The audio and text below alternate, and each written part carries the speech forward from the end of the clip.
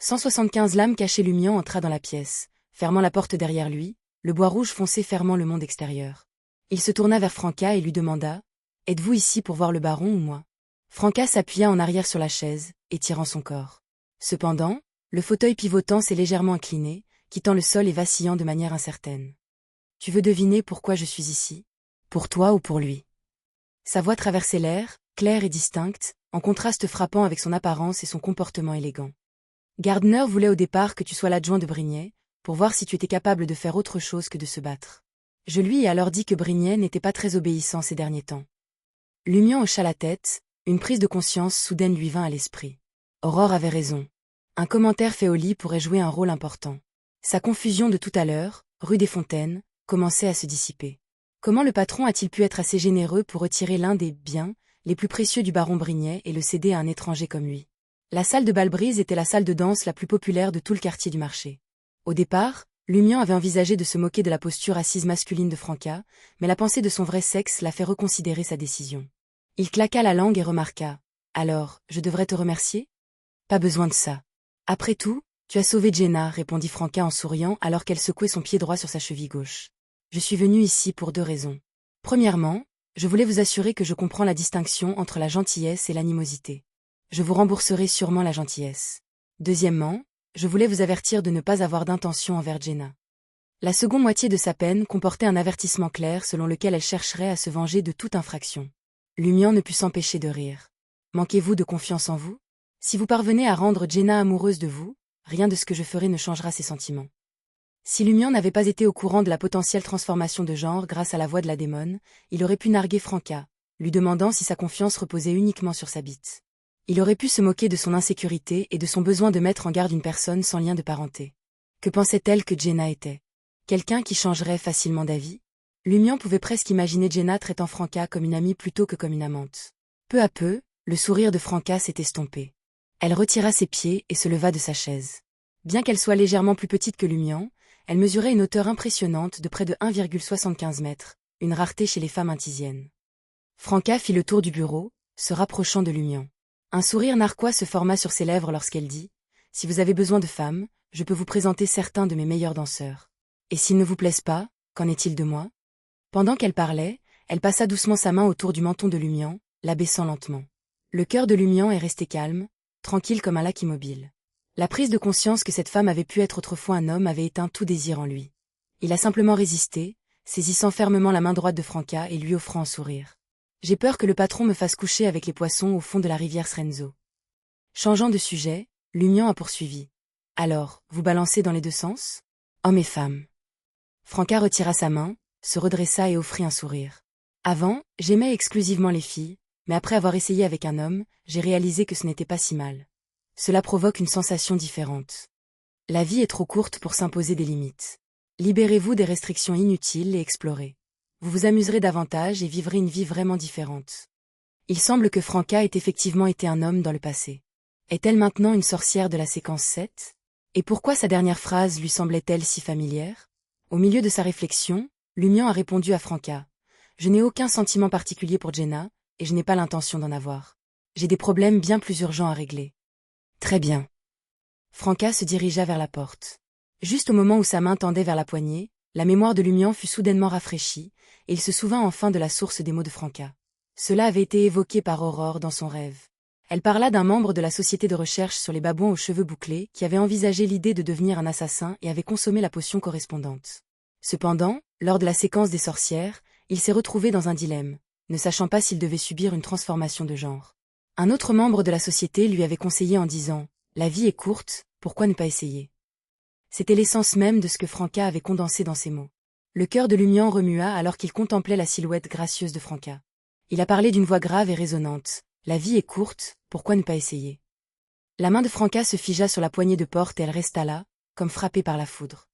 Après quelques secondes, elle se retourna, fixant son regard sur celui de Lumian, sa voix teintée d'anxiété. « Qui es-tu? Quel est ton nom de code ?» Cette réaction. Il semble que ma supposition était correcte. Lumian ressentit une bouffée de joie suivie d'un sentiment de serrement dans son cœur. Je suis le frère de Moldu.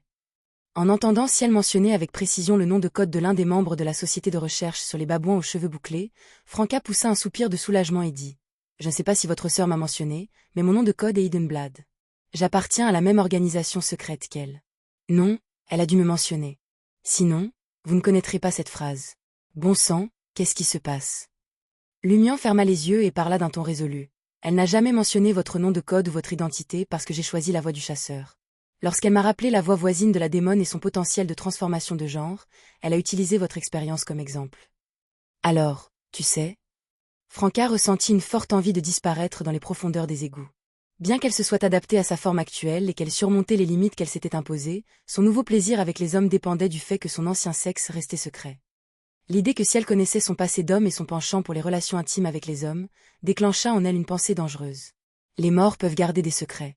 Les morts oublieront. Les morts ne se moqueront pas de moi. Après quelques secondes, Franca laissa échapper un lent soupir et dit « Il serait sage que tu oublies ça. Si tu n'étais pas le frère de Moldu, j'aurais assuré ta disparition définitive. » À ce moment-là, elle a projeté son vrai côté masculin, en jetant son regard vers l'avenir. « Permettez-moi de vous éclairer sur la voie des chasseurs. Elle implique également un changement de genre. J'ai payé un prix élevé pour acquérir cette connaissance. Contrairement aux démonesses, les chasseuses passent de la femme à l'homme. Cela se produit probablement à la séquence 4. Le moment venu, je changerai de voix, deviendrai une chasseuse et récupérerai ma forme masculine. Est-ce vrai? Les chasseurs symbolisent les mâles, tandis que les démons représentent les femelles. Pas étonnant que ce soit des chemins voisins. Lumian retint ses émotions et laissa échapper un petit rire. Quand ce moment viendra, comment affronterez-vous les hommes avec lesquels vous étiez autrefois intimement liés? L'expression de Franca devint suffisante alors qu'elle dévoilait son plan bien conçu. Je leur administrerai la potion de sorcière.